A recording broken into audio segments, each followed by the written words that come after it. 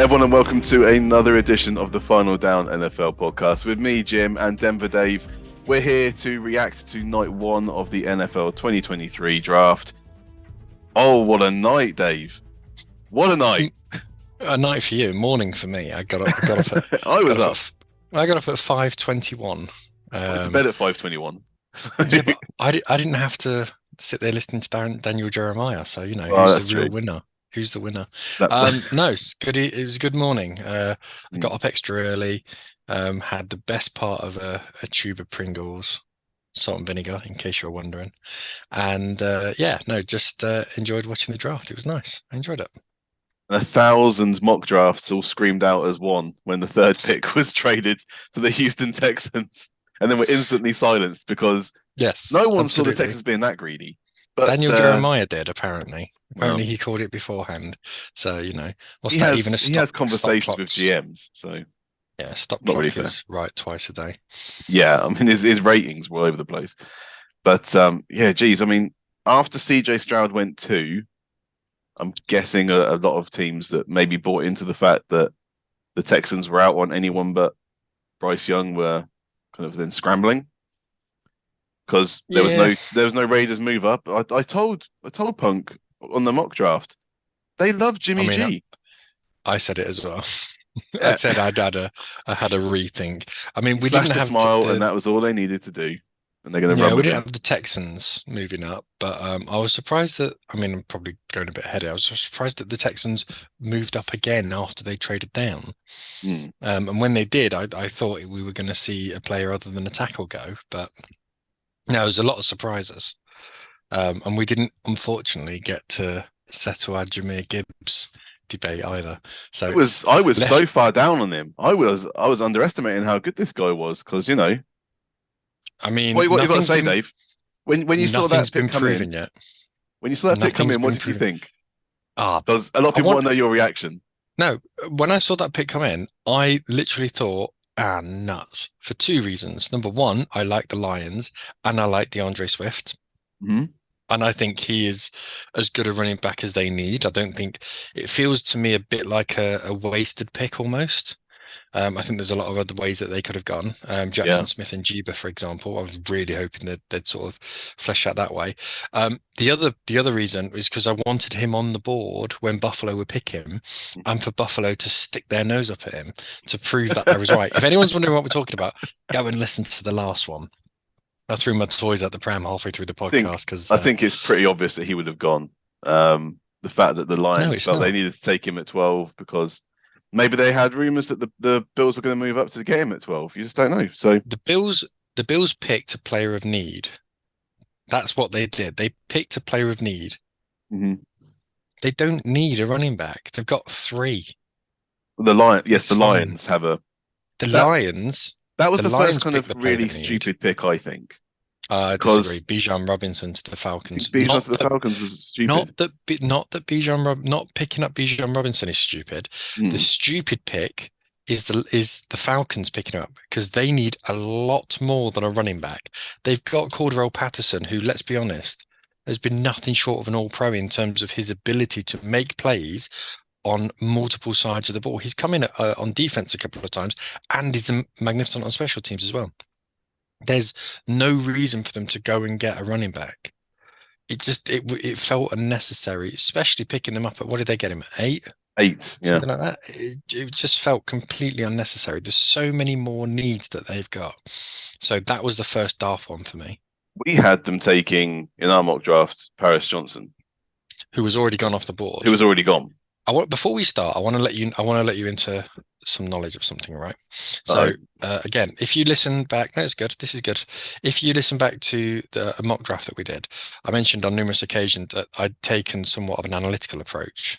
I mean, I am I'm not sure about your analytical approach here. You just you mapped all the mock drafts and went, oh well, that's and came up with an average. But that wasn't how you admitted. I didn't really clock this at the time because I was too busy worrying about my comps and everything.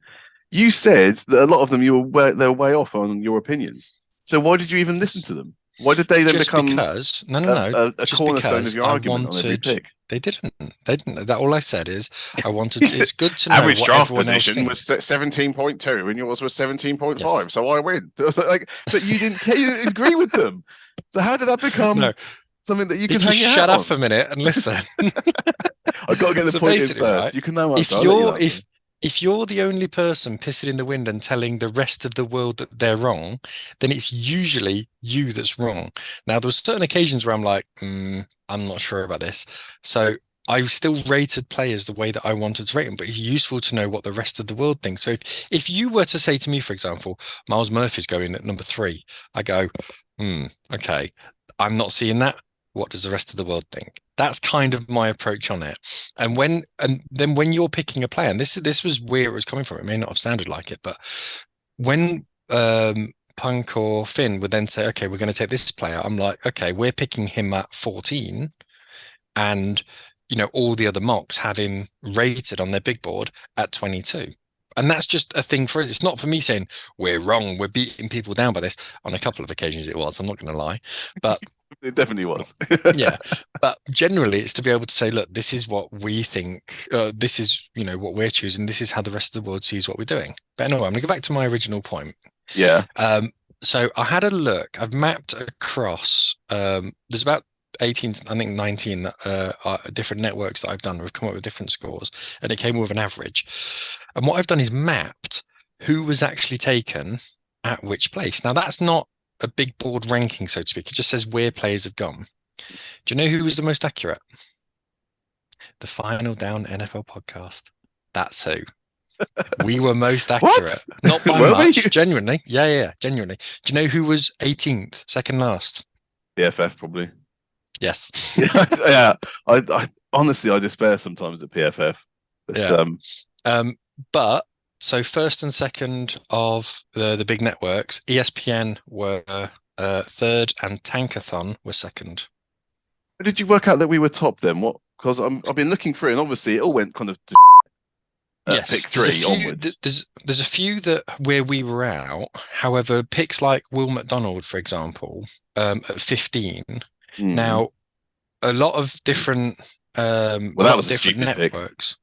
Yeah, a lot of different networks had them miles off. So those I had to just discount, because if someone's out, do you count them at 33? What do you do? Do you know what I mean? So, but we were very close on quite a few. Lucas Van Ness, for example, we had Lucas Van Ness going at 25.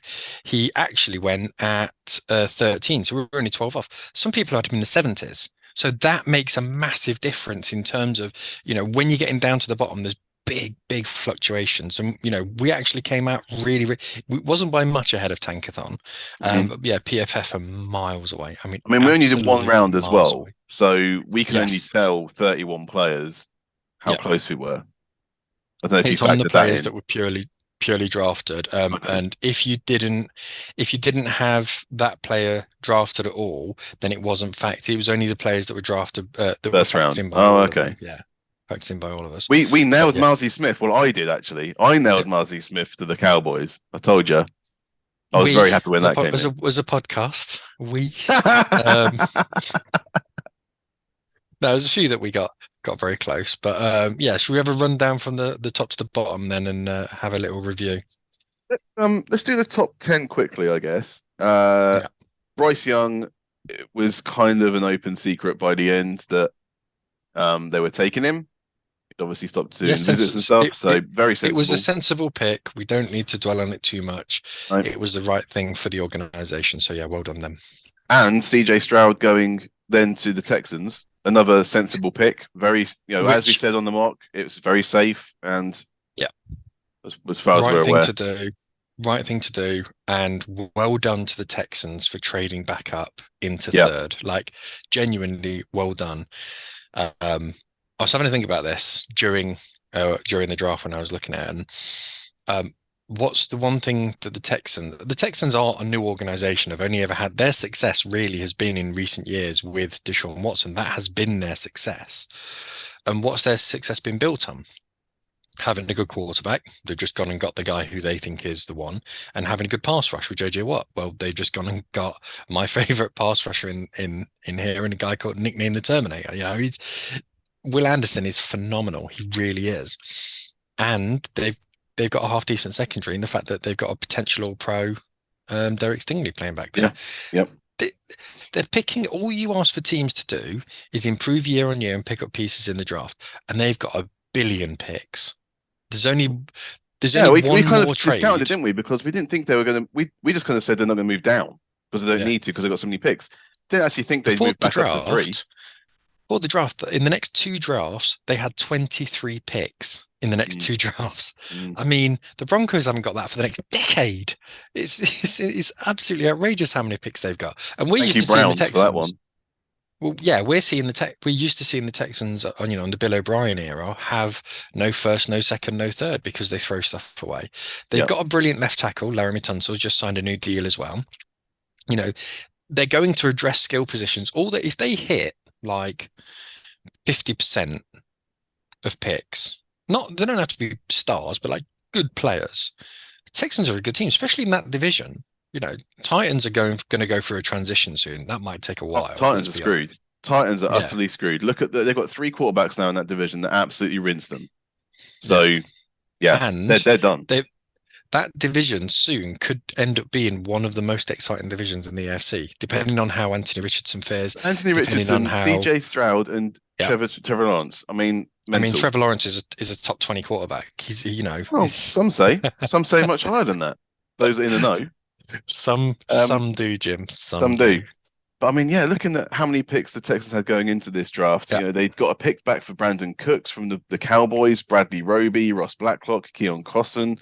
Later on in the draft, they're stacked. I mean, they lost a 5th round pick for the Deshaun Watson training situation, but they didn't really. Doesn't matter. It doesn't matter. They've still got They've still got a 5th round pick off Dallas. So, great business by the Texans. They've still got a lot more to do. I like Nick Caserio and what he's been doing since he came there, and DeMeco hopefully have more than one season in Houston to actually get something going. Maybe a kind of Robert Saleh type deal. The one thing I noticed this time round is there weren't too many head coaches in the war room. I think we saw it with New York and we saw it with Dallas, and I think with Jonathan Gannon was in Philadelphia as well. Sirianni. There weren't too many where the head coach was in there, but with the Texans, he was in. I'm pretty sure he left quite early because their job for the day is done. But yeah, Andy Reid was in there at 31 as well. I don't know. Maybe it's just the angle. I didn't stick around for that. I'll be honest. I'm not. I wasn't interested. Last thing I need to see is how my enemy are loading up. That's not fun to watch. No, not for you anyway. It's like watching a video of yourself getting attacked by a dog. I'm just not interested. I've been bitten enough by them. Let's talk about number 4 then. So Anthony Richardson, my favourite quarterback going into the draft, went to the Colts. Yep. I'm not happy about this because I don't think it's a very good situation for Anthony to go into. It's horrendous. Yeah. Not a great line. You're going to have to hope that Jonathan Taylor has a bounce back here at running back. No real wide receivers to throw at. It's a bit of a mess, to be honest. I personally think that, the benefit for him is the fact that the Colts, there's 3 things really to mention. Number 1, you want Anthony Richardson not to have to play now. And the chances are he is going to have to play early. Yeah. Given him, being patient with him, giving a little bit of time would be the ideal scenario. That's number 1. So that's a negative. The 2 big positives are, listen, the Colts go and get players. If they like a player, they will go and get a player. And there's been circumstances where their quarterbacks have said, I want this player, I want that player, and they've gone and got them. And that's a massive benefit for him. So if he says, I need a left tackle, they'll go and splash a first rounder on him. They did with DeForest Buckner. They needed strength through the middle. They went and got a first rounder. Forget it. Let's go and get the guy that we want. So I think that's a big positive. The third thing is, I think although he doesn't have an enormous amount of support around him, the Colts have got hold of him without spending any draft capital. They haven't given up a lot to get him. So there's still the ability for them in the rest of this draft, go and get him a wide receiver, get him a new left tackle, get him. You've now got the rest of the draft. He should be on the phone to him saying, right, now you've drafted me, what else are you getting me? Yeah. So that's the main thing. So for us to judge them now is completely the wrong thing. It's not the wrong landing spot now, but it might be in 3 days. In 3 days' time, if they come out with a linebacker, they've picked up a new Mike linebacker, a new safety, a new corner, a punter, then you go in, Jesus Christ, what are you lot doing? Give him an opportunity to build around him. That's the main thing. They're picking 35, so they've only got a couple of picks to wait until they pick someone else to hopefully help him out. They've got the 3rd round pick from the Commanders for Carson Wentz. 4th, 5th, two fifths. They got one for Stephon Gilmore to go to the Cowboys. They got a pick in the 6th from Buffalo for Zach Moss, and then 2 7th-round picks. One from the Bucks for Grant Stewart. So, but yeah, they've still got picks to go. They need to nail 75% of those picks, to be honest, because they're a dross team. I think they just need to bring in. They've got that beast now under center, which they haven't had for a long time. Not since Andrew Luck went away. But I think he just needs not to play for a bit. He's used to have much talent because he was in Florida. I mean, that was an absolute show as well. So yeah, but they're not playing on the Atlantic coast anymore. They're not playing in that division. They're playing in the NFL, and it's on the NFC. AFC South. So no, it's not exactly the most premier division. You say that it might be soon. You don't know. Just another AFC quarterback to kind of tip the scales against the NFC side. I mean, the NFC side is absolute waste. I'm so happy the Broncos have got Russell Wilson. Otherwise, All right. Let's move on. Okay, so Anthony Richardson, terrible situation at the moment, but might not be come the end of the draft when we do our draft recap show. So then we go on to number 5, and that was, help me out, Dave. That was Devon Witherspoon going to the Seahawks. I mean, again, fell to him, didn't he? Did. We had him going Will Anderson because we, for some reason, mocked 4 quarterbacks, 1 to 4. Didn't agree with Will Levis.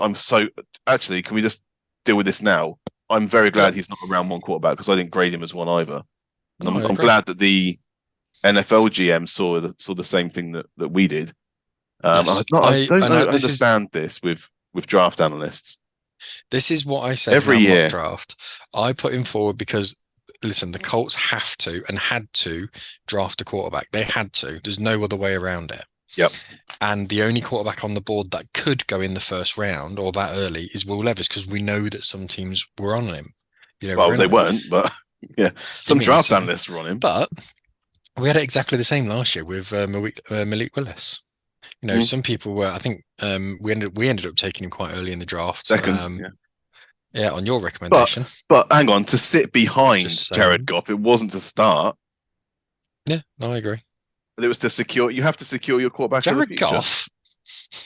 Yeah. Ryan Tannehill. No, we had him going to the Lions. Oh, is it? Did you? Oh, okay. So you were doubly wrong. Listen, I think I wouldn't draft Will Levis at all. I don't think he's any good. But it is what it is. I'm not going to get into a Will Levis smash-a-thon. If you want to listen to that, listen to the last one. Regardless, and no one moved up for a quarterback at 3 as well, which we were expecting because Arizona were waving flags, going, "Please take our pick." Yeah, and the Texans didn't give up too much and got the guy that they wanted. The Colts got the guy that they wanted. And listen, Seattle have filled a hole. If someone would have said to you, though, that Seattle are picking at 5 and Seattle are picking at 20, and they're going to pick up Devon Witherspoon and Jackson Smith-Njigba, you would have probably switch the picks and think, God, Witherspoon dropped to 20, did he? Because I don't think anyone saw Jackson Smith-Njigba falling that low. We had him going at, what was it, 11 or something? We had him going ahead of Devon Witherspoon. Right. So we had him at 11 and Witherspoon dropping to 14. Oh yeah, we had it. Well, it did go a little bit silly. Well, it's because the teams that are above them didn't necessarily. I mean, the Falcons, for example, could do with a corner, but they've just picked up matey boy from the Lions, Jeff, not Gladney, the other one, Jeff Okudah, yeah. Gladney's the Vikings. Yeah, and we weren't the only ones. A lot of other people did, and there's nothing wrong with being wrong as well. No, But I felt it was a bit rich. But do you know what? If he works out, and my comp twin was Jair Alexander, I think he's a very good back. Wasn't my favorite in the draft, but the Seahawks have picked a player who will be good for them and fills a need. they nailed it with Tariq Woolen last year, and they've now got the other guy on the outside. Yep. And Kobe Bryant is a very good slot corner, but he plays more inside. So there you go. You've now got a new Legion of Boom. Well, Very impressed with what they're doing. I'm very impressed. Come on, they're still doing very well at the moment. This draft. I mean, then Brian Branch is available, so no, he didn't go first round. Yep. There are some safeties out there that they could potentially still go and grab.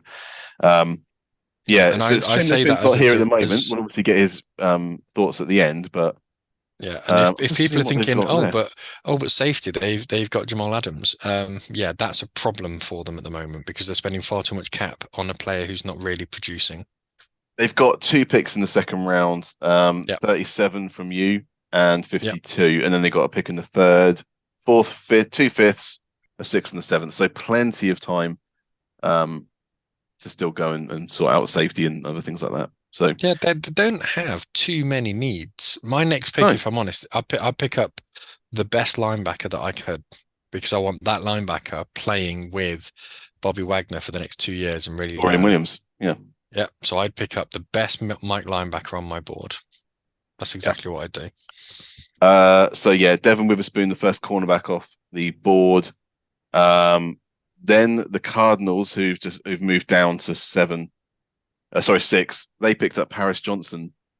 Obviously, we had them taking Jalen Carter because they moved back up, didn't they? So yeah, they switched the place with the Lions, and Paris Johnson. Felt weird. Well, they moved from 11. They moved up from 11, I think, or 12. They moved down to 12 and then back up to 6. Yeah, back up to 6. Moving up. I mean, they got the tackle they wanted, and that's fine. But they're so hungry for other needs. I mean, I don't understand the move up. They must really love him. They must really. The argument was obviously that Kyler gets killed every single season, and they need to protect him. The problem is that Kyler is used to scrambling, and that kind of nullifies a left tackle sometimes because he's defending thin air because the guy's already ran out to the right when you're tackling on the left. So it's not always, you don't always need like the best tackles when you've got a mobile quarterback.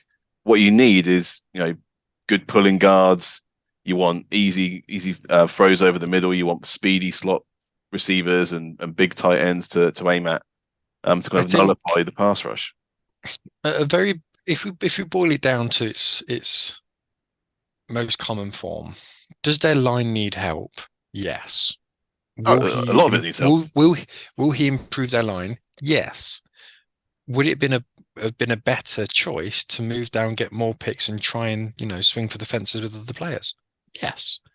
So, but a lot of that's conjecture. The fact is, he is better than what they've currently got. So, I guess for now, we have to say, well done. It just show me a position group in the Cardinals that doesn't need improvement. I'm not going to argue with you. Zane Gonzalez. There you go. Mm-hmm. Zane Gonzalez is a good kicker. You can always do better. Position group. That's the position group that they don't need to improve. Yeah, and of course we had them taking Jalen Carter because he is probably the best player in the draft on the field if everything's going well. But he's the most. If we skip ahead, Jalen Carter fell to the perfect place of all the 32 teams. This couldn't have gone better for Jalen Carter. I don't care. Everyone's seen it now. Jalen Carter went. It fell to 9 and went to the Eagles. And he's joining up with his Georgia roommates, Jordan Davis, on the line, and Nolan Smith, who they took later on in the draft, and the Kobe Dean linebacker. I'm right in saying that the Eagles moved up one place to get him, didn't they? Yes, one space they moved up with Chicago. They moved up with the Bears to go and get him. And I had a theory at the time. I reckon someone was on the phone to the Bears, and I reckon Philadelphia probably hit them a text message saying, if anyone calls you, you call me. And they called them and said, right, we'll match whatever anyone else is given.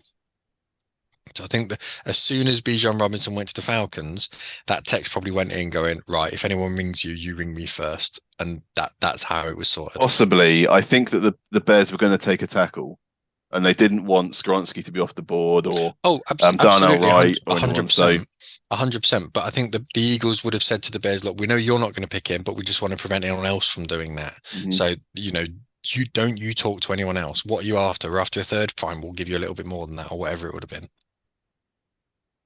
Yeah, but he's gone to the perfect position. Not only has he got three other of his Georgia teammates with him on that defensive line, but he's also got Fletcher Cox and Brandon Graham and experienced guys in the locker room to help him out. It's ridiculous. I'm so happy for him. I was really worried if he went to Arizona because that is an absolute mess for him to turn up to. He's got no support structure there. He's got the best support structure in Philadelphia. And so, yeah, I'm really happy for him. I do hope that he has the career that we want him to have. And I think he's got every his problem. His problem is probably not going to be in season. It's probably going to be out of season. Then he can hang out with his mates. Well, this is the thing: a lot of players don't stay in the city that they play and they go home. But at least during the season, you can keep hold of him. You can keep on the straight and narrow, and he's not turning up to his pro day 9 pounds overweight. He's going to be in a situation where he's familiar. He's got people he knows. Hopefully people he gets on with, because it may well be that he hated Nakobe Dean last year. Who knows? I don't think so. No, yeah, I'm just throwing shade. Yeah. But no, I think it's a good landing spot for him. It's a good landing spot for the Eagles as well. I think they've done really well, and they've had 4 first-round picks in the past 2 drafts. All of them defensive. All of them on defensive line. Nakobe Dean's a linebacker, but essentially a defensive line. 7. Yeah, so it shows where their thought process is. And let's be honest, when they won the Super Bowl with Nick Foles, they did that by having multiple defensive lines that they could literally just bring in and bring out. Yep. It was to the point where they were called Unit 1 and Unit 2. So Unit 1 would come out, Unit 2 would go in, and the opposition offensive line was just getting killed non-stop because they just transfer in. Teams were having to go no huddle just to try and negate the substitution from happening. It was, and they're going the same way this time. Draft the college teams unit that won back-to-back championships is fairly simple as a kind of success route, So yeah, that was great. We better mention the Raiders quickly. Obviously, they sat where they were and they just took Tyree Wilson, who was the best edge player available. Yeah, do you know my comp for him was Max Crosby? Yes, yeah. I mean, it's a good pickup for them. They've got Max Crosby one side. The thing is, you look at it from 2 directions, right? They've got Max Crosby one side and now Tyree Wilson the other side. That's a good pass rush, right? The problem is, it's the Raiders, and if I know the Raiders, they're going to get rid of Max Crosby now because it's what they do. Too good. Can't have it too good. No, it's that kind of thing where you go, this relationship's I'm going to dump her. I'm going to get rid of her and go out with someone else instead. Well, she hates me, yeah. I look forward to Max Crosby's transfer to another team next season. They haven't addressed quarterback yet. And we had them addressing it in our draft because we felt it was necessary. It doesn't concern me. I know Punk's ghost is going to be turning in its grave right now, but the quarterback bit doesn't concern me too much right now. Only reason being, in the 2nd round and the 3rd round, address defensive back. That's all they need to do. Just address the defensive backs. Pick up a quarterback. Pick up Stetson or someone like that. Just anyone who can come in and you can take a bit of a flyer on. Anyone who didn't know the face that Jim pulled just then when I said Stetson is told me everything that I needed to know. But they've got a quarterback. He's older than Derek Carr, isn't he? Let that ride, and let's just see where we go. Address an actual need, defensive back. But let's see where we go with Jimmy Garoppolo. Let's hope you keep him fit. The line in Oakland or wherever they are this week is half decent, so you should keep him fit. And you try and build a unit around him rather than trying to replace him. I like the pickup. Well done. You're in a division with Patrick Mahomes. Got to try and get to him. You're picking 7. You shouldn't really pick a Duff at 7.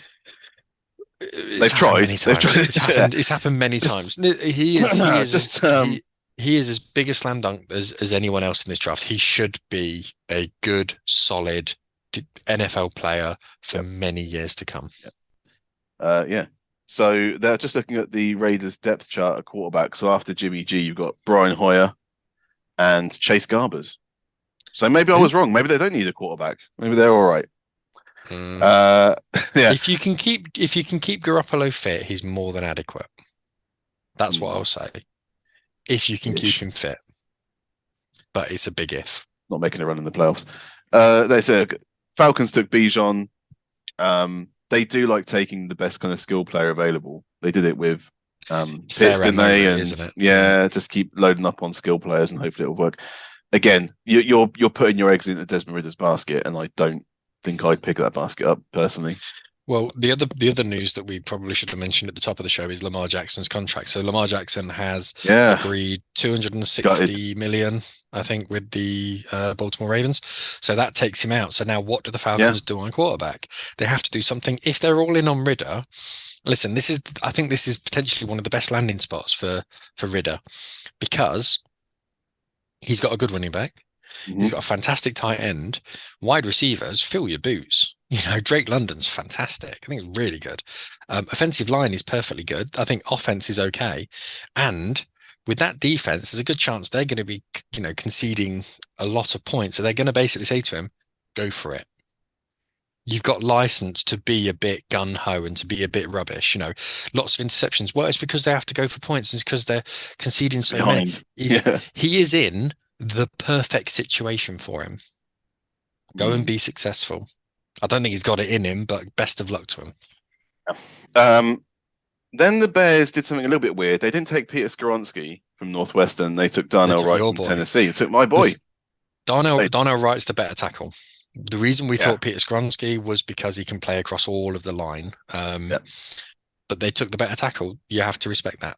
But yeah, I and the rest of the world seemingly had him going to the Pittsburgh Steelers. But in my defense, I did say to you a long time ago, he is going to the Steelers. Didn't prove he would have done, because we had Broderick Jones going before that. So it was a bit weird. But then of course the Titans come in and just pick up Peter Skoronski because I don't know. What do you do with the Titans? What do you do with them? I guess that's a good pick, but it doesn't move the needle, does it? Let's reserve judgment and wait to see what they do in the rest of the draft. Only because I agree. I'm just saying we can only judge what we've just seen. So they haven't got many picks. They've got a second and third, then a fifth, sixth, seventh. Yeah. So they got a lot to play with. They're picking at 41. At least they were before the draft started. So it's kind of like going to a buffet and the first thing you see is boiled rice. And you're like, okay, it started a bit boring, but it's safe. What else have you got on the menu? And that's what they need to do. They now need to fill it. Show me the exciting bits. Go and get skill players. I mean, you get rid of Derrick Henry in that team. Boy, oh boy, oh boy. It's a different unit in it. I mean, Skoronski will help Derrick Henry. Yes, but Derrick Henry's superpowers aren't going to last forever. And it's not normally tackles that are going to help an inside runner like Derrick Henry. It's normally a good guard. Might be guard. I mean, he's probably better at guard. So yeah, you make a good point. That might be where it works. Detroit Lions with the first truly head-scratching move with Jahmyr Gibbs at 12. I don't get it. I don't get it. You move down. You picked up a very good running back, but you didn't need a running back. You've just got what is it? Devin Singletary's come across. Singletary's come across, and they've got DeAndre Swift. I mean, DeAndre Swift does have injury issues. I'll give them that. Yeah. He has such a fan base though on fantasy Twitter. It's incredible people that talk about DeAndre Swift like absolute truthers. And every year it's like, but he's not healthy. So what's he going to do? Why'd you keep drafting him in the first round of your fantasy draft? He never plays. It's because he's a running back. That's all it simply is. No, and same with the thing is they got rid of Jamal Williams last year, and Jamal Williams scored 17 touchdowns. It was ridiculous. I can't remember where he's gone now. I was just trying to think where he's AFC South, if I feel like. I Oh, But no, he's done. what He did you? had a brilliant year last year, and I know that'll annoy you as well. And if Jameer Mm, Gibbs can come in and have anywhere near as good a season, he's not the same goal line threat, but he is equally as talented as Jamal Williams. So no, it's a good move for him if he gets game time. It just didn't feel like a first round need, especially running back. But listen, man, they got the guy they want, so why not? So the only thing that would have been nice for the Lions is to twin another pass rush attack the other side to Aiden Hutchinson, then to give them that dual threat that I guess the Raiders have done. So it just didn't feel like running back was really essential. But hey, that's where they've gone. Williams went to the Saints. That was it. Saints. Okay. So then after that, let's just see who we want to talk about. Lucas Van. Okay, so then we had that switch obviously a couple of days ago with Aaron Rodgers. So the Packers moved above the Jets for some reason to pick 13. And they picked up, obviously not a receiver, because F receivers, right? Nope. Lucas Van Ness, defensive end from Iowa. I mean, they do love a front seven player in Green Bay. And Fine. in recent years, they've lost players off that front line. So it's going to be him one side, Rashawn Gary the other side. Sensible move, not particularly exciting, but hey, it's a Green Bay pick, isn't it? Yeah, you're not going to get excited for a Green Bay pick. And then, of course, it was the New England Patriots on the board, and in comes riding in the Steelers, moving up to get the tackle. I've got a bit of a problem with this. Go on. Okay. I don't at all. No, I do. I've got a bit of a problem with this. So a couple of weeks ago, Omar Khan, who's your new GM, completed, had his fingers all over the trade for Allen Robinson.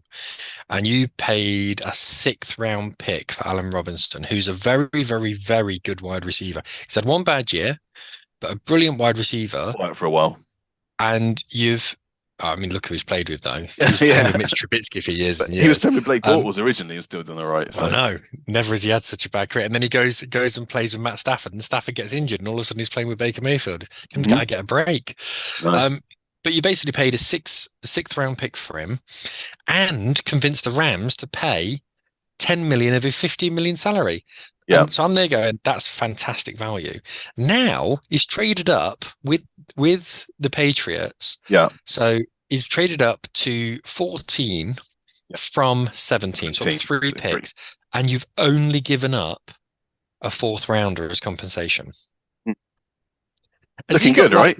Has he got nutty pictures of all the GMs or the GMs or something like that? Smooth operator. You've gone to a division rival of a team that is desperate for a tackle and gone, can we go and take a tackle here because you don't need one and we're going to take it away from the Jets? And they've gone, okay, we'll let you do it. So that's what happened. That's what happened. The Jets were sitting there going, oh, well, Broderick Jones is going to come to us because Patriots aren't going to take him. All good. Oh, what the hell's that? And then the Steelers knew it. Everyone knew it, that Broderick Jones was going to be gone. So they moved up. They did what they had to do. And as you said, great value. And they've taken the only other very, very good tackle that was left in this first round. It's not the fact that Anton Harrison's good as well, but it's very, very, very good. He's just below the other 3. I have nothing wrong with the trade. It's just that the Patriots have kind of cut their nose off to spite the face, because they could have easily said, "Give us a 3rd," and you would have gone, "Yes." They could have said, "Give us a 3rd and a 6th," and you'd have said, "Yes." Instead, you gave them a 4th only. Listen, there must have been a conversation. They probably started with that. We went low, and then we met in the middle at 4. Doesn't matter. All right. Well, it is what it is. It does. No. Moved ahead of the Jets. Really does. Look, I'll tell you what. If you think it doesn't matter, look at the player who you draft. Look at the player who you draft in the 3rd round, because I guarantee he'll be a bleeding Hall of Famer and an All-Pro, because that's what the Steelers do. And they're still an AFC team, and the Patriots should have done everything they do. They should still have dealt it to you, but they should have done everything, or dealt it to someone, but they should have tried their best to fleece you, and they didn't. They gave it away.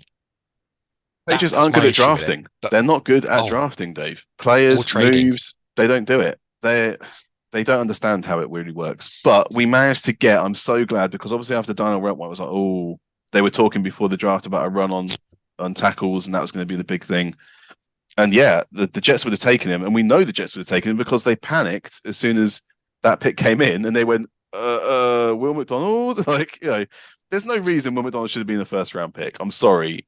He's not bad, but he is no way the 15th overall pick in this draft in terms of talent. He just isn't.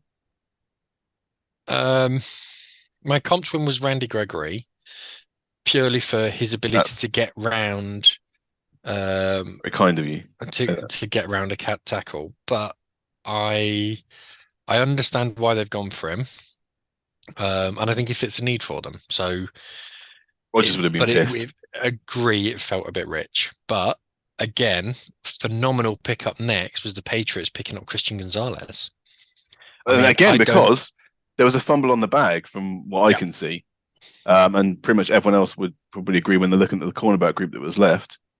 And said, why have you taken... Emmanuel Forbes is a classic example of GMs rating someone above... Oh, sorry, I missed the Commanders. I'm draft completely analysis. Missed them. Well, that's why they took Gonzalez, because Forbes was taken at 16 to the Commanders. Yeah. And we talked about him in the mock draft. We didn't use him. You put him forward as a pick. He is just a rake. He's so quick, but he's so skinny. And they even said when they were reviewing him, saying he's 160 pounds, but no one's told him. He doesn't play like he's 160 pounds. He just charges at receivers and tight ends. And the thing is, when you're 166 and you're hitting players in the NFL, that's different to being 166 and hitting players. I mean, let's be in college. If he's that and he hits with the ferocity that he does, and they play the Seahawks and he hits, DK Metcalf. Seahawks receivers, DK Metcalf. I mean, he might explode. I mean, he was playing in the SEC, Dave. He was at least playing, as you seem to admit, the only good conference in college football. So it doesn't mean it's the only good conference. It's the best one. you discount everyone from other conferences. Big Ten. When you had Christian Gonzalez, when you had Deontay Banks, who again we drafted to the Commanders, out of Maryland, even Cam Smith, I think people were thinking was next in the list, and you took Emmanuel Forbes. I had Christian Gonzalez as the best cornerback on the board, and I stand by that. I really do. Can I mention Joey one other player? And Joey Porter available. Exactly. Joey Porter Jr. was not drafted in the entire first round. Emmanuel Forbes, it should be the other way around. Joey Porter Jr. should have gone to. I mean, Joey Porter Jr. should now be picked up at 32 because anyone who doesn't know, his dad was a player. His dad was a player for the Steelers. I'm not going to go as far as say legendary. I mean, if it was other organizations, you could say legendary, but it's the Steelers. You've got a lot of very, very good players, but a fantastic player for the Steelers. So to have that symmetry to go outside linebacker for the Steelers until 2018. So he had like 3 years of being a coach for the Steelers. Yeah, didn't know that. But he's now like a coach for the Brahmas in the USFL or XFL? Can't which one. You know more than me. But anyway, there's pictures of him with a Steelers jersey on when he was younger. I didn't pick him up at 32 because you guys got that pick off Chicago, so it's essentially a first round pick. Should be a no-brainer. But there are rumors that obviously they're taking calls from other teams at 32. So as long as they only move down like one space or something and still get Joey Porter Jr., I cannot believe how good this draft is going for us right now. To have got Broderick Jones and Joey Porter Jr., no way would I ever believed you said that would be a possibility for us. No way. They should just go and take him. But if you can get some more picks and still get him, I think that's incumbent. You need to make sure that whoever's taken above isn't taking Joey Porter Jr. I wouldn't risk it. I wouldn't risk it. I'd just go and get it. I'd just go and get it because you've got 2 picks in the second round anyway. So let's not be greedy. Let's just go and. I mean, if the Rams come and say, "Can we trade with you?" No, because you need a cornerback. No. Well, they'll probably take a quarterback if they're rather than the cornerback. They're moving up to the top of the second. If the Raiders come and say, "Can we trade?" No.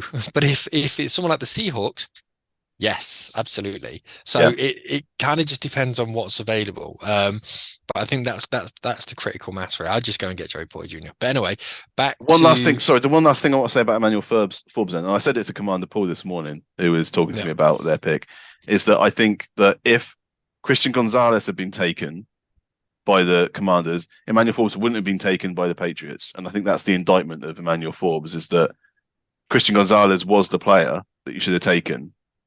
And the Patriots would have scrambled for someone else at that point.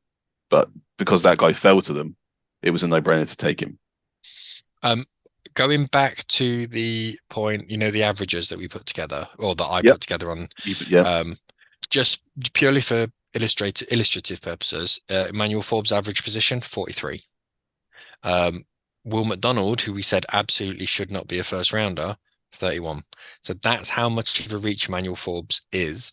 But the Commanders obviously like him and have seen something in it. And let's be honest, the Commanders have somewhat of a history of having decent cornerbacks. So, might not be a ridiculous pick. He has some good upsides. I'm not saying that he's not a talented player. I'm just saying that there were more safe picks and more well-regarded cornerbacks in the class that could have been taken ahead of him.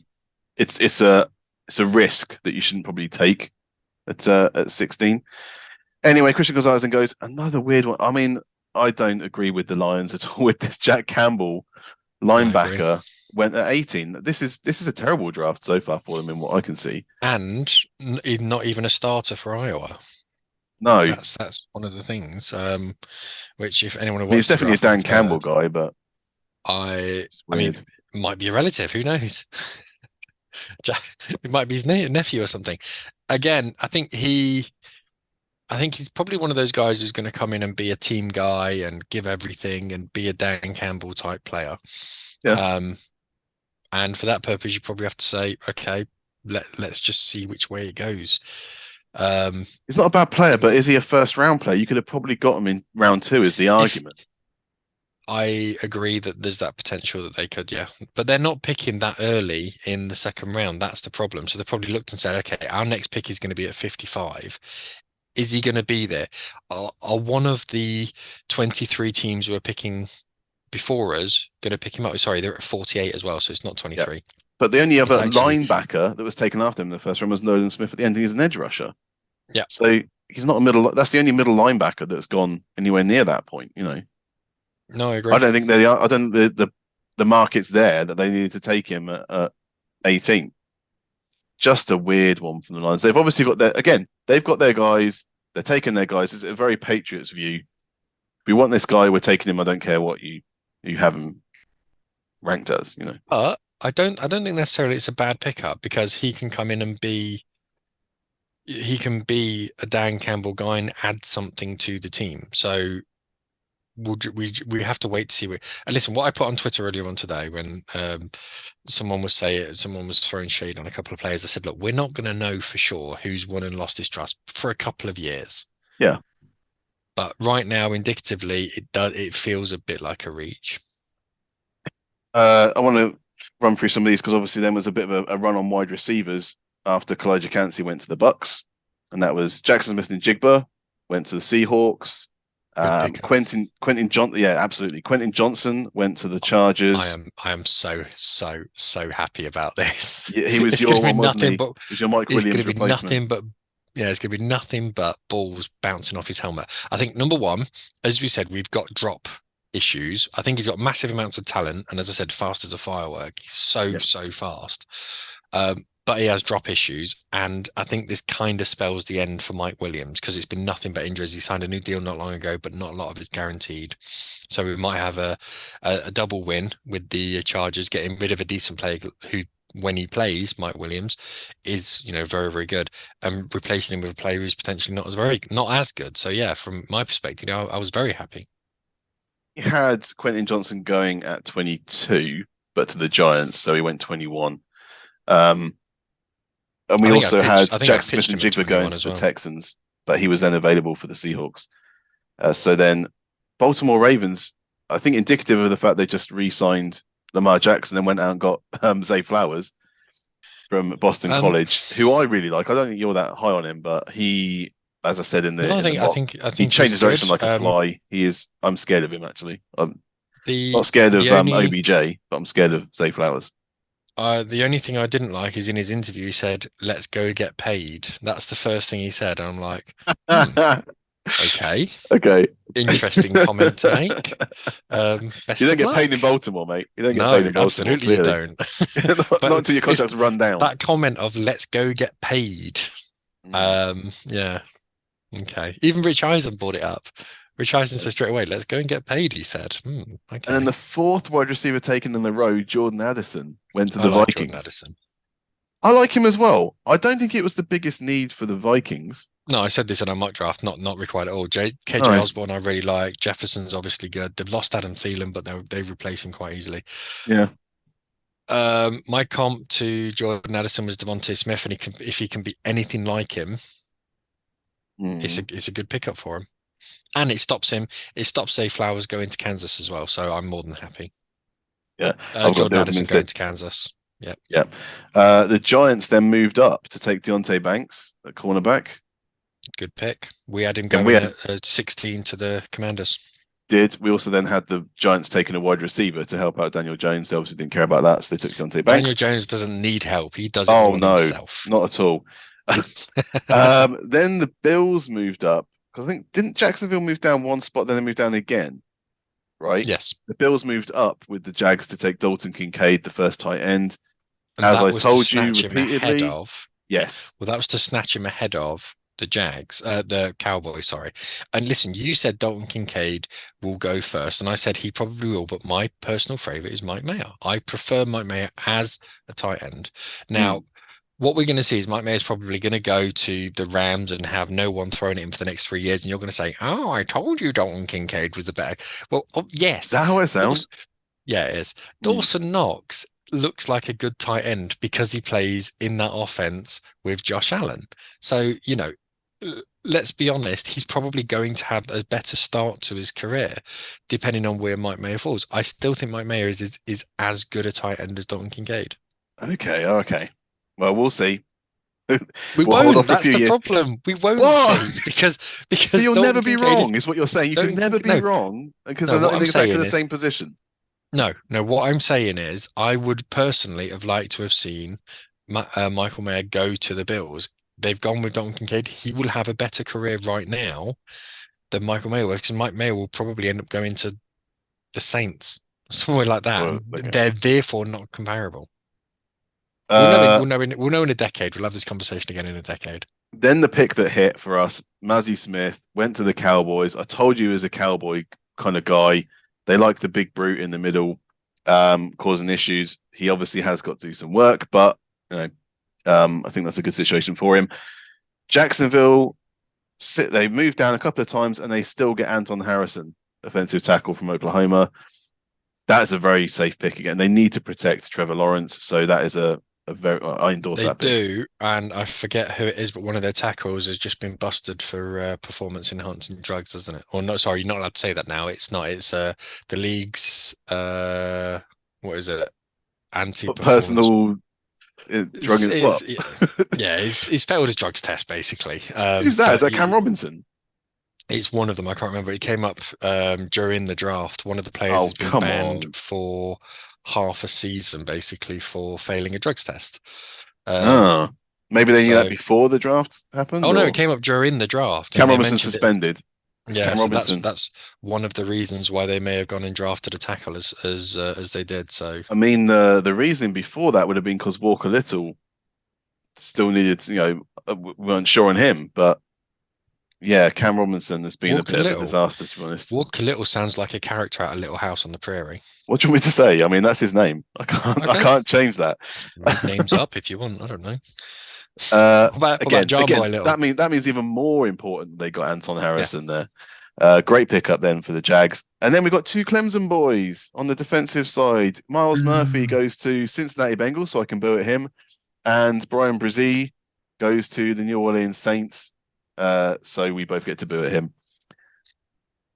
Whatever. Yeah. I mean, I think they were just guys that most people had mocked in the first round somewhere, or Brzee was scraping into the first round. Miles Murphy, I think, is a very talented player. I pitched him going to the Chargers slightly earlier because I think that's more of a need for the Chargers than another wide receiver.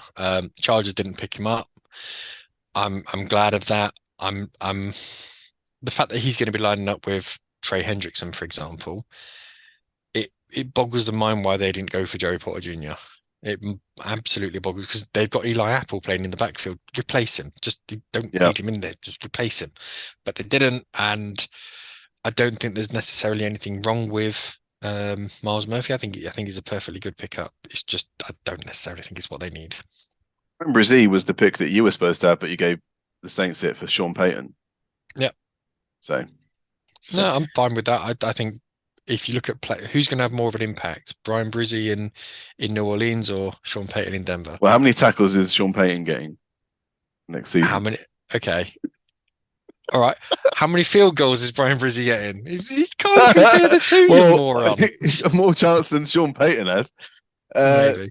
Listen. Philadelphia sat there at 30 with their original pick. And look who falls. And we've already mentioned it, but Nolan Smith, just another Georgia Bulldog. It's now the Philadelphia Bulldogs, basically. Yeah. As a team. Excellent pick there. And while you're talking, I'm going to look because there has to be a meme of the Georgia Bulldogs. It should be. It has to be, surely. Yeah, mash up of the logos.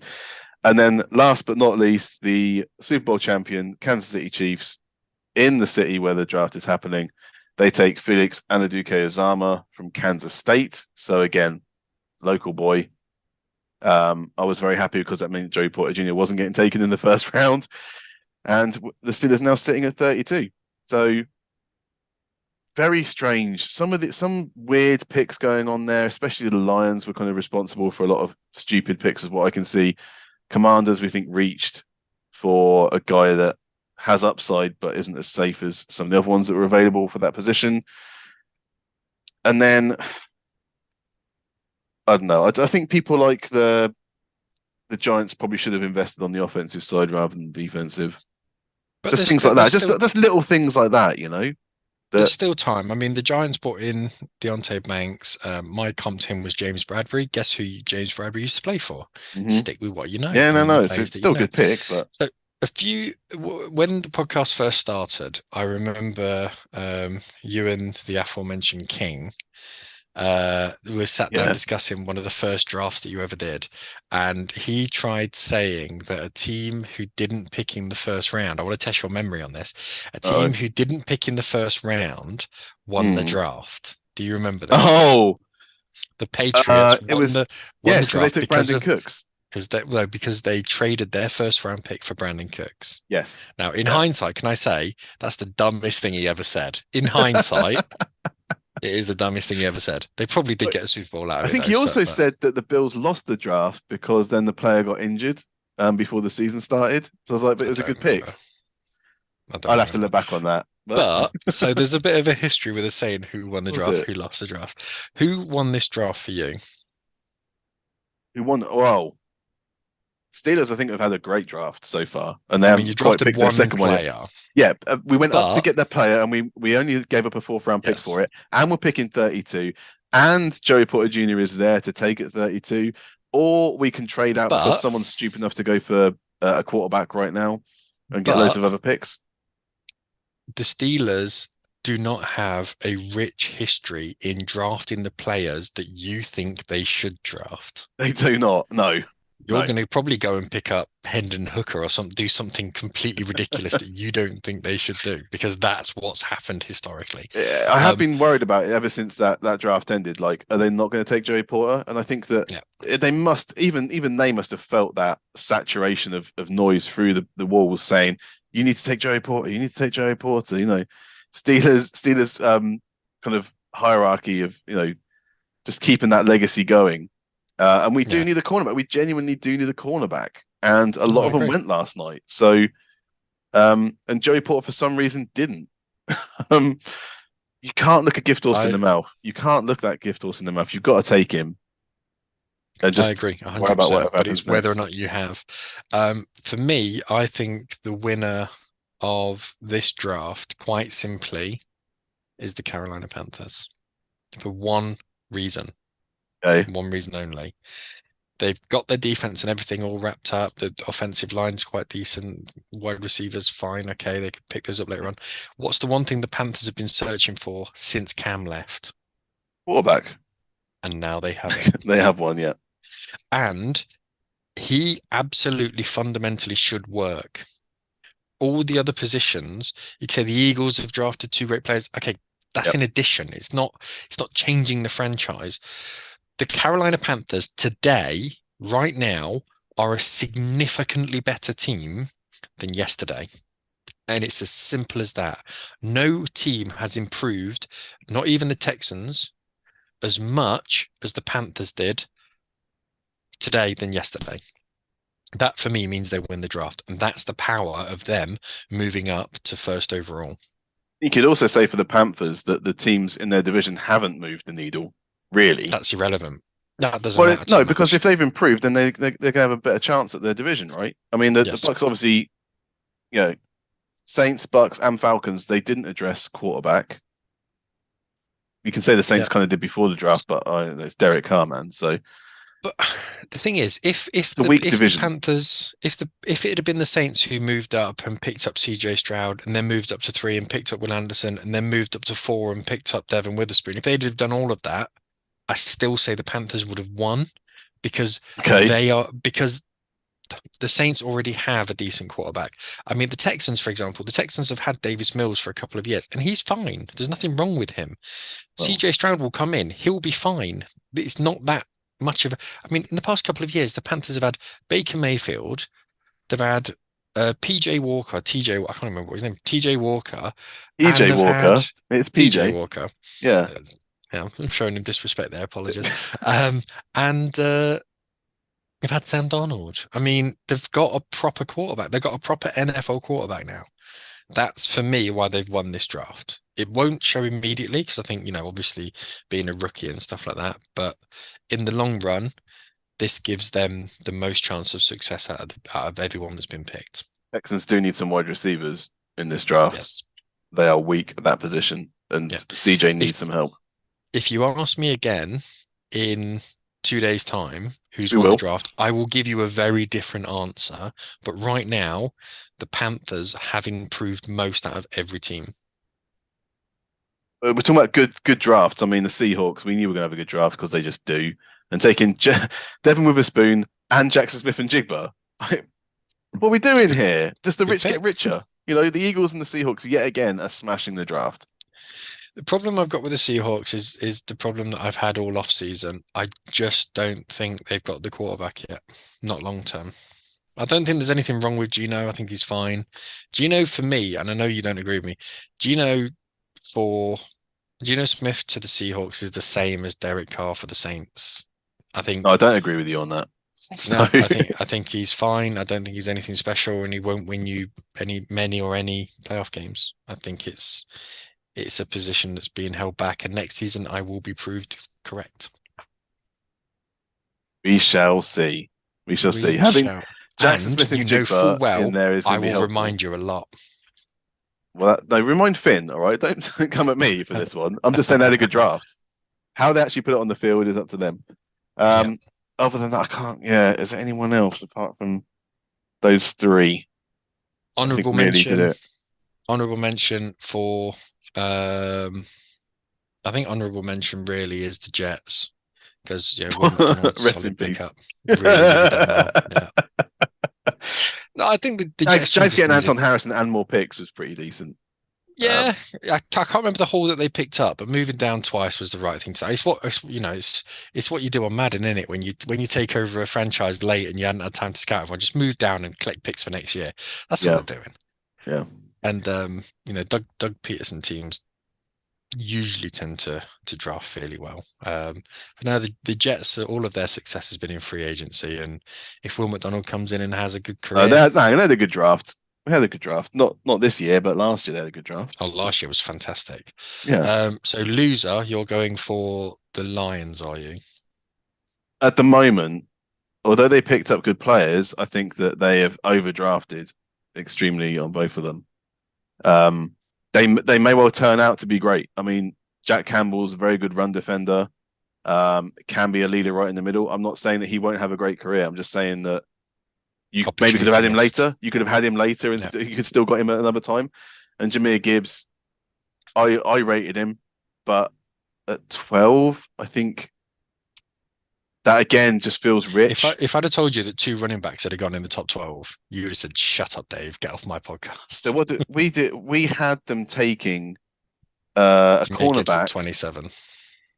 No, I'm talking about the Lions. We had the Lions with their first pick taking a cornerback, and they could have still taken Jahmyr Gibbs with their second pick because it was still above the Bills.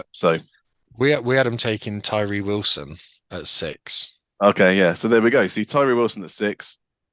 You could have done that Who's and on? still got, and you could have had that, and yeah. So what I'm saying is you could have had Jameer Gibbs and Jack Campbell probably, and Tyree Wilson if you'd stuck with what you got, but they didn't. So I think it's what it is. the loser of the draft for me. I've already said the Falcons because I think they've got bigger needs, and Cordarrelle Patterson is there, so you don't really need Bijan Robinson, but fine. And I think the other real loser is, I don't want to say the Raiders because they've got a really good player. So I think Arizona, just because it's a bit of an identity crisis. They've moved back up to get a player that's not really going to help them. And they should have just kept trading down and trading down and trading down and trading down and pick up 9 third-rounders and hope that 6 of them hit. That is what that's what they should have done, and they haven't. And again, it's opportunity missed. But he'll be a good player. I think they're placating Kyler, but that's not the best way of doing it, I don't think. If you had to sit down with him and talked about it. And I don't think doing that this year was even relevant. They should have just picked up, give us something for next year. Because you get more currency if you're trading for next year. Yeah. And because Kyler Murray's out for 14 weeks this year, that's what they reckon at the moment. He might miss the whole season. Jesus, yeah. Yeah, Kyler Murray's out for the entire year. So picking up a tackle this year, you're not protecting Kyler, you're protecting whoever the backup is. Okay, so get the best left tackle next year and trade for next year. It just feels a bit vanilla. Yeah. All. Again, no identity really with the Cardinals. Again. But they're picking 34, so they might then surprise us. Who knows? Stranger things have happened. So there we go. That was our round 1 recap show. We're going to come back after the draft is finished and have a big sit down, the 4 of us, and go through every single team, who won and lost, and then we can go and have a summer break. So thank you very much for tuning in, guys. I've been Jim, that's been Emma Dave, and thank you very much for listening.